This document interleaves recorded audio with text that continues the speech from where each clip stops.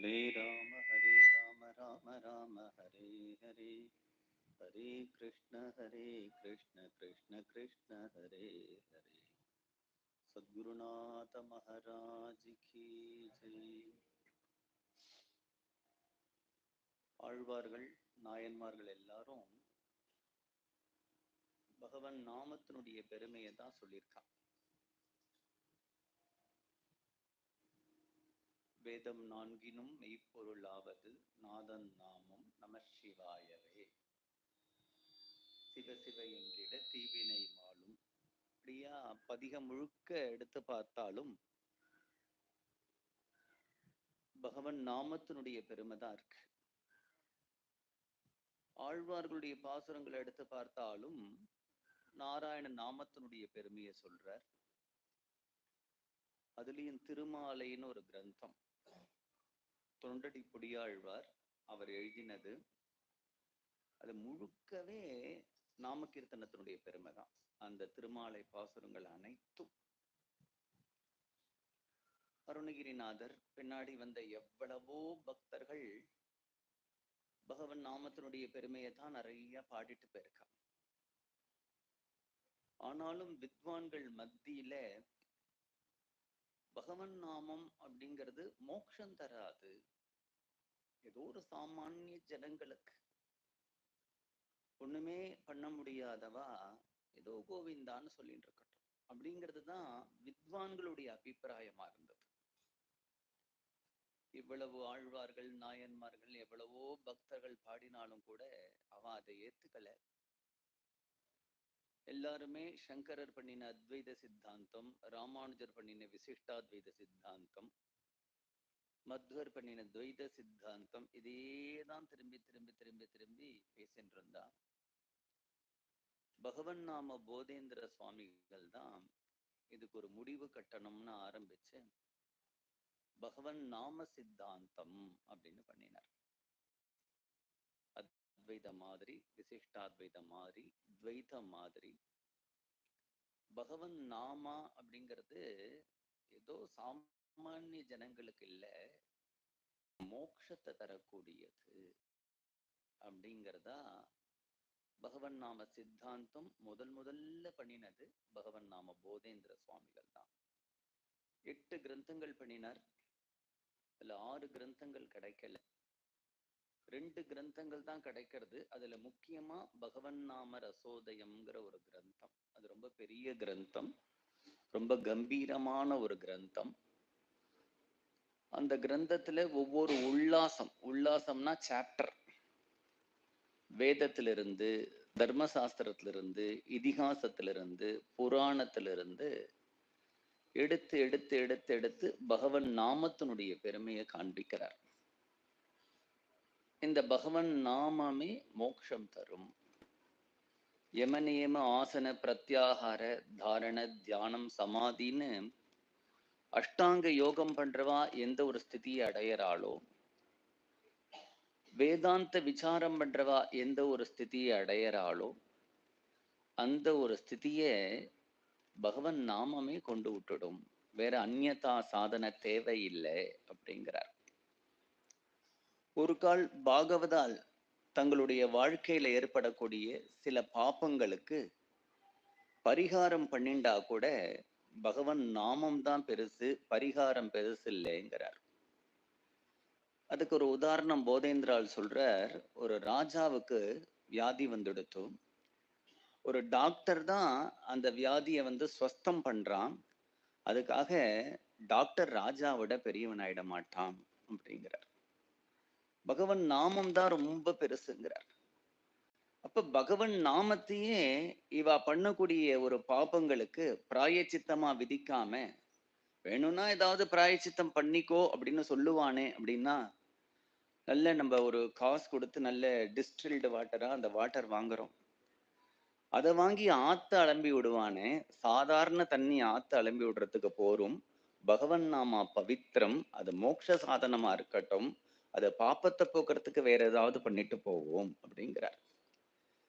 இப்படிலாம் நாமத்தினுடைய பெருமையை போதேந்திரால் பேசுறார். அவர் எந்த அளவுக்கு நாமத்தினுடைய பெருமையை பேசியிருக்கார் அப்படின்னு நமக்கு தெரியணும்னா, எல்லாருமே புரந்தரதாசர், தியாகராஜர் எல்லா பக்தாலுமே கீர்த்தனையில பகவன் நாமத்தினுடைய பெருமையை பாடுறா.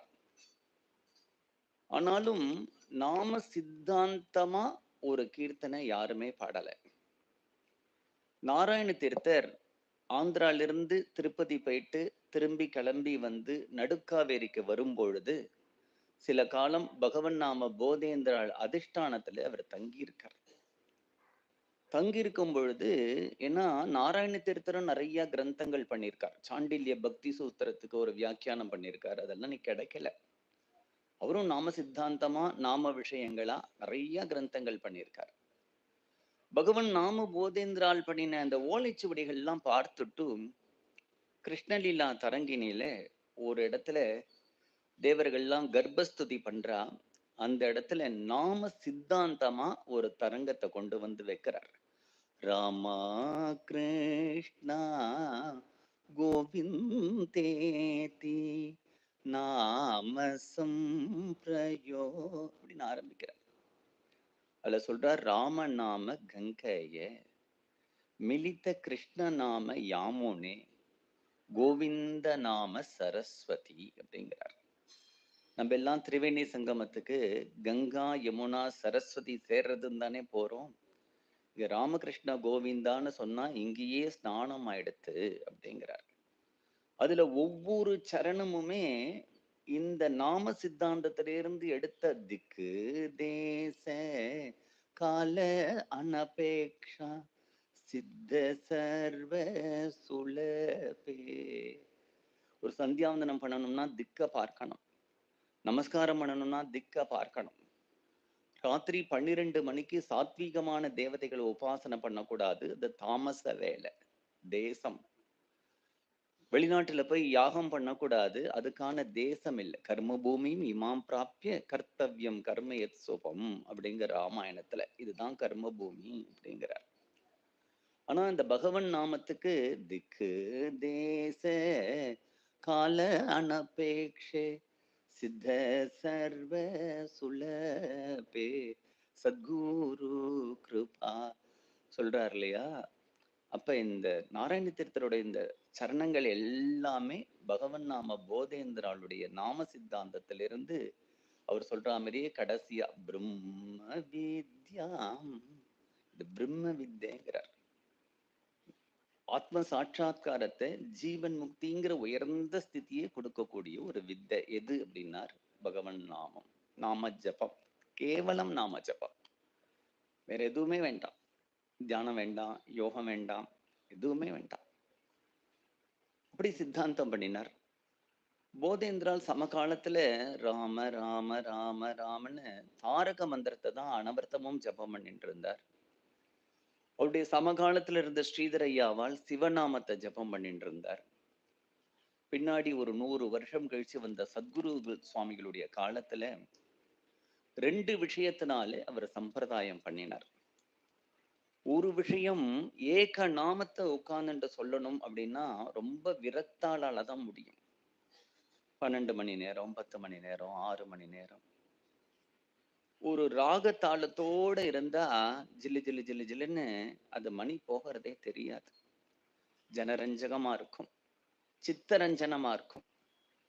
அதனாலே இந்த மாதிரி ஒரு சம்பிரதாயம் பண்ணணும்னு நினைச்சார். இன்னொரு காரணம், இப்படி பாக்குறார், இவ்வளவு அஷ்டபதி, தியாகராஜருடைய கீர்த்தனைகள், பிரம்மேந்திராளுடைய கீர்த்தனைகள், புரந்தரதாசரோட கீர்த்தனைகள் இவ்வளவு பாடிட்டு போயிருக்காளே, இதெல்லாம் நாம பாடலைன்னா யார் பாட போறா? நமக்காக தானே இவா பாடிட்டு போயிருக்கா. அதனால அதெல்லாம் எப்பொழுதுமே நம்மளோட பழக்கத்துல இருந்துட்டே இருக்கணும், பாடிண்டே இருக்கணுங்கிறதுக்காக உத்தேசம் பண்ணி சத்குரு சுவாமிகள் சம்பிரதாயத்தை ஆரம்பிச்சார். ஆனா அந்த சத்குரு சுவாமிகள் சம்பிரதாயத்தை ஆரம்பிக்கிறதுக்கு முன்னாடி ஒரு சின்ன சம்பிரதாயம் இருந்தது. அதை விஜயகோபால சுவாமி பண்ணியிருந்தார். அந்த சம்பிரதாயத்தை தான் கொஞ்சம் விஸ்தாரப்படுத்தி சத்குரு சுவாமிகள் அழகா நமக்கு தோடையமங்கலம், குரு கீர்த்தனை, அஷ்டபதி, தரங்கம் இப்படி பண்ணினார். அந்த ஒரு ரீதியில இப்ப எங்க பார்த்தாலும் நாம சங்கீர்த்தனம் நன்னா நடக்கிறது, நிறைய சத்சங்க நடக்கிறது. அதுலயும் நம்ம ஸ்ரீகாந்த் பாகவதர் ரொம்ப ஆசையா மாசம் ஏகாதசி பஜனை பண்ணி, அஷ்டபதி பண்ணி, ராதா கல்யாணம் பண்ணி எல்லாரையும் அதுல ஈடுபடுத்தி இது அழகா பண்ணிட்டு வரார். பகவானுடைய கிருப்பையினால இது மேல மேல நன்னா வளர்ந்து நிறைய பேர் இந்த நாம சங்கீர்த்தனத்துல கலந்துண்டு பகவானுடைய பரிபூர்ணமான கிருபைக்கு பாத்திரம்.